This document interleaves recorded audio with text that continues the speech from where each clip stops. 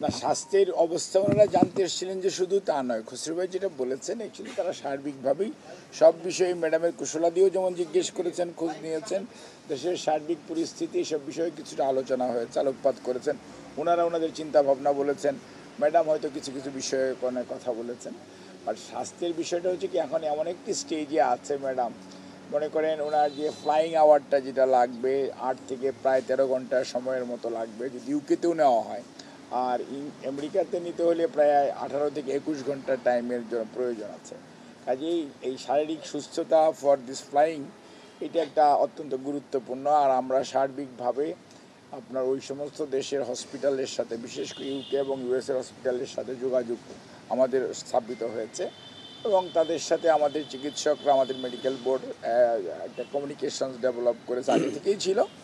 এটা আমরা we are trying যে যত দ্রুত সম্ভব ওনার শারীরিক সুস্থতা ফ্লাইংয়ের মতো হলেই ওনাকে বিদেশে চেক আপের জন্য নিয়ে যাওয়ার বিষয়টি দেখা হবে।